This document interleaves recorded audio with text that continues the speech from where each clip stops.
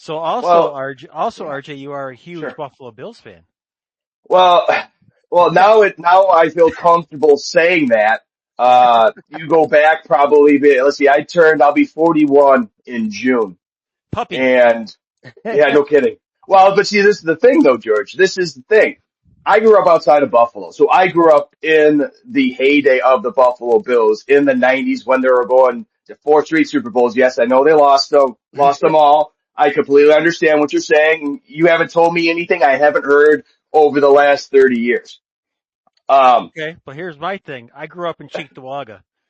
Cheektowaga, Vegas, huh? Cheek to Vegas. So I've been a Bills fan since I was like 4 or 5 years old. And I'm 59. So I was gonna say, yeah, George is usually our most senior representative. My birthday's in June as well. I'll be 43. So There you go. George, you also had a day over 51.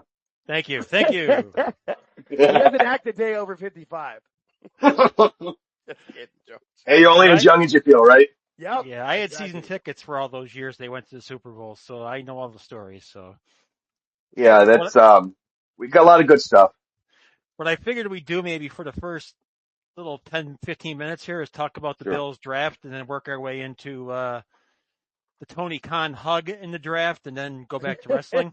Oh, jeez. Because Tony Khan, I guess if we gotta talk TK, I guess we have to. But I mean, he's he always did hugging pop up. somebody awkwardly. yeah, well, that's what he does, I guess, when he's got that much money. He did show up, but when I was watching the draft, I noticed that every single draft pick that was picked was greeted by a nice young man hugging everybody, congratulating everybody on their picks. And I was kind of wondering, who is this guy? And that guy ended up being our first pick, Maxwell Hairston. Yeah, he sure did. I mean, their I biggest think- needs were on defense, so Oh, and I think that they clearly addressed that. And I think with that first overall draft pick, you show the passion that he had that nobody he knew. Hey, yeah. congratulations, you got drafted, whatnot. But a genuine dude, a family guy. You look in the inside of his jacket, he had pictures of his whole family. That means something because, George, you know, Buffalo, and obviously I'm biased, but Buffalo has the best fan base across all professional sports. I agree. And well, Shocking. like I said, we're biased because we Yes, grew up very. and have been around it for a long time. And I think every one of our draft picks will fit into the system, whether they're special teamers, whether they're second, third teamers, whatever. Because if you've watched these games as closely as we have the last we'll say 3-4 years, depth is a good thing, and I think that was addressed. But something that I absolutely love, dude. We have 300-pounders in this draft. Yes. TJ Sanders from South Carolina, 6'4", 305, a defensive tackle. Yep. Deion Walker from Kentucky, 6'7", 331, defensive tackle. Big man. Chase Lund, I hope I'm saying his name correctly. UConn, a 4-year starter, offensive lineman, 6'8", 303. Oof. And obviously these may be a little exaggerated, but I don't care. We're a wrestling show, so we're used to that. Oh, what is he? 6'3"? Well, exactly. 6'5". Yeah. 250. It depends on which bar I'm leaving. Yeah. But that's something that they needed to address. They needed to address those big, I'll call them the big nasties up front. Right. You go back to the 90s and the 80s with the Commanders. Can't say that other word now, but, they're what were they called? Hogs. The Hogs up front. And the Bills saw them in the Super Bowl and got shellacked by them. But, that's something that that league desperately, not this league, I'm sorry, this team desperately needed was somebody up there to get pressure on the quarterback, something there to stuff the run. And I think that they have those defensive backs right now. They addressed it. They had a kid from Virginia Tech they drafted. a kid from Ohio State.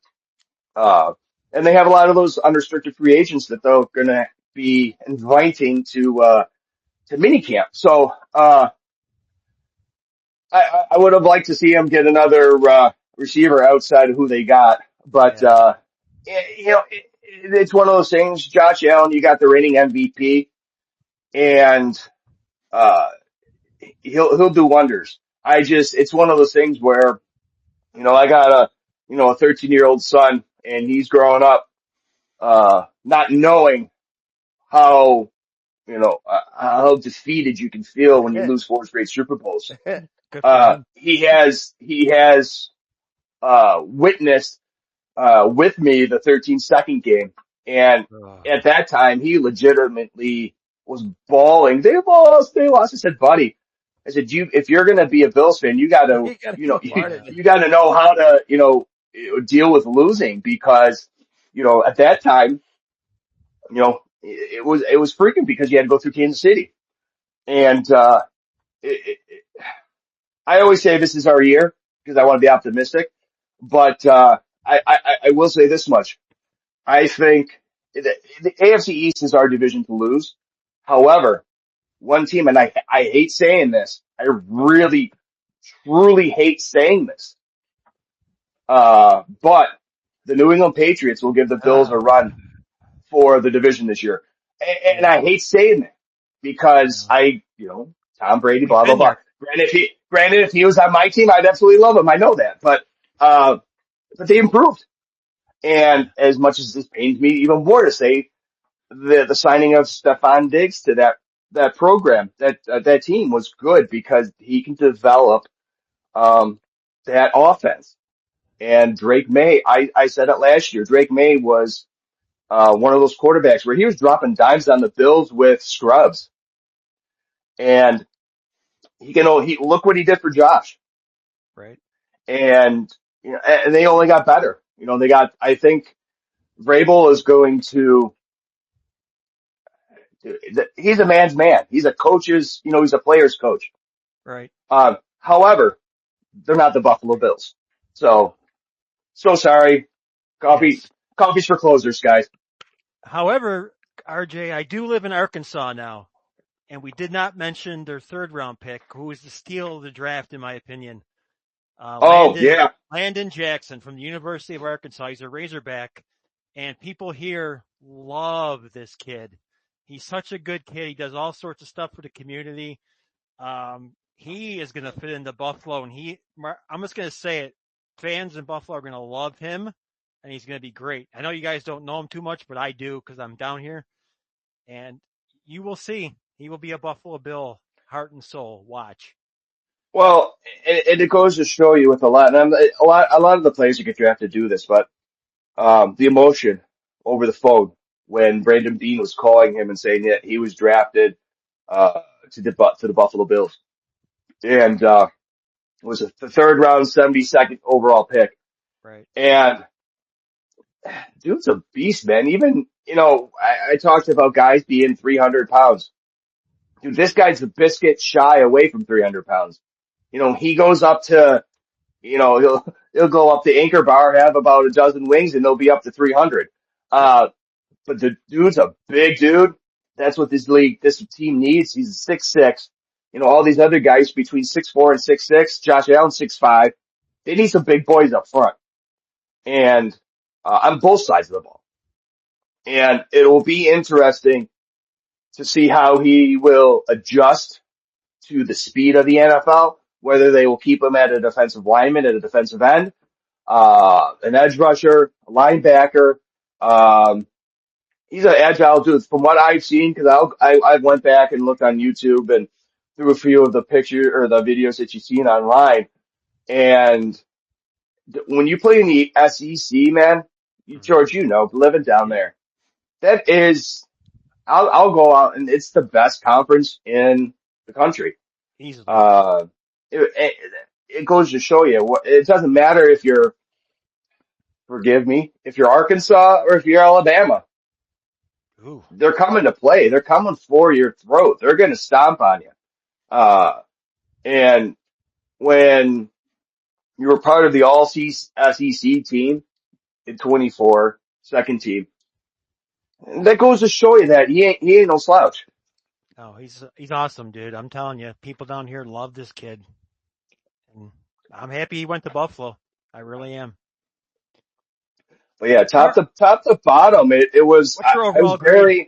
very pleased, very pleased. But we said that before, George, you know that.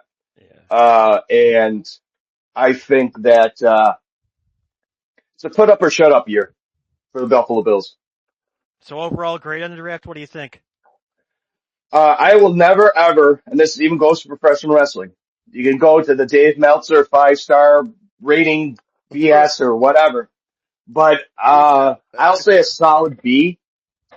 Yeah, me too. I hate, I don't want to, nothing's perfect in life. Right. And it prove me wrong. Prove me wrong. If it's an A, I'll give it an A, but, I give it a solid B. They clearly addressed the positions that they needed to address, that being defensive line, defensive backs, offensive line. I wasn't really too crazy about another tight end on the draft, but, Yeah, I didn't like that either. you know, who knows? It's one of those guys that you may, I believe, from Georgia Tech. So, another ACC guy. So, hey, wait and see, man. Yeah. I think they got the right people in place now. Um, you know, everybody's going to have a chip on their shoulder either way because, as all you guys know, the AFC runs through Kansas City. And until they lose, I won't, prove me wrong. Right. So I know that we'll end this little part here on our Jacksonville Jaguars traded up with the Cleveland Browns to get Travis Hunter, and they panned to the Jags draft room. And now the Jags have just been basically fleeced by the Browns in this little switcheroo here. And you look in the background, there's the Tony Khan hug. At least he wasn't in a neck brace this time. No. I would almost prefer him to be in the neck brace. I was just going to say, what is that a better thing? Like, yeah, I was just thinking as I said that, I'm like, wait a minute. Yeah. At least that was funny. That was funny because they just got, they gave up a lot to get, I don't know what the hell they were thinking there, but whatever. I think it was worth it though. I liked it. Yeah, you know, you got to give up something, man, you know, and you know, it's another thing. You got a first year coach, first year GM. I was just surprised. I figured, the GM there in Jacksonville had to get a note from his mother to make sure that he was able to travel with the team, because he's so young. Yes. I believe he's 34 or 32 or something. Yeah, him and Tony look great together. Yeah. Yeah, no kidding. Yeah, no kidding. This week on Dynamite. Yeah, man, props to him though, man. You know, being that crap well, what the hell was I doing at 32 or 34? I couldn't tell you. It's too long ago, and you know, a lot of beer since. But You ever lie on a resume and they'll get a job maybe you shouldn't have? Like, oh no, what am I doing here? well, I don't. Let's just say I don't have that job anymore. That's usually how that is usually the end of that story. Yeah, that's usually right where it ends. Yeah. But you know, good for Jacksonville. If it's one thing that I've learned from, you know, following the Buffalo Bills, following professional wrestling for as long as I have, you don't hate teams, you don't hate players, you don't hate wrestlers, as much as you see online nowadays with the IWC and all the professional sports online. If you see it online, it's got to be true. Oh, yeah, But, of course. I read it on the internet. Yeah, but I respect him, man. You know, he's at the end of the day, he's a businessman trying to put the best product, whether it be AEW, whether it be the Jacksonville Jaguars. And yeah, but the best product for who? I feel like he only does it for himself. He wants to get those random weird draft picks that he thinks or the undrafted players he thinks he likes are going to be great, and then the TV product. Everybody's got that though. Yeah, that's true. Yeah, but to some point, everybody has that though. They want to, you know, shine up the new action figure to put out there. He's got the real life action figures in AEW, and especially with Jacksonville, it's just I've really never been a huge fan. You know, like I said, right, I respected him. But I never really cared for him was Trevor Lawrence. I think he was terribly overrated coming out of Clemson. And what have you shown me lately? Nothing. Is what it boils down to. Yeah, 0. Well, that concludes our NFL portion. What do you want to? I don't know. If any, we've got listeners in it. Do we have NFL people here that want to talk? I don't know. You're the NFL guy, man. This was your segment. I was can't like, see. I got can't see. Oh, we're on the. Hey, I'm just here so I don't get fined, man. Yeah. No. There's a couple Nice people in the request. Yeah, you should be able to see all the requests at the bottom, as far as I know, George. But I don't know how the. And everyone just went away. Oh no! I approved the 2 people that requested because it was Daniel and Lincoln, so I knew them. We were good there. It wasn't like it was people we didn't know. Daniel, do you have a football question before we go to the wrestling? Because we're going to go shortly. Yeah, man. Can y'all hear me? Yes, sir. Yeah, man. Like they're talking about the way people acted during the draft. I'm a Saints fan, and there was literally people threatening self-harm over the Kelvin Banks pick. People taking it way too seriously. Yeah, and then when they drafted Chuck, like that, people lost their minds. Like it was. The NFL draft is always interesting to me because every time they show the fans reacting to the people at their team drafts, they cheer like they know who they are, and they have no idea who they are. Yeah, or they boo because they don't know who they are, but you should. They always cheer. The 7th round draft pick out of Scooby-Doo University, they're like, yeah! And you're like, you don't know who that person is. Tell me. Well, also keep in mind, George, you had Andre Reed from Touchdown State. Right. And he's a Hall of Famer, so you never know. Yeah, you never do know. Mr. Irrelevant could be somebody. You never know. Exactly. So there you go.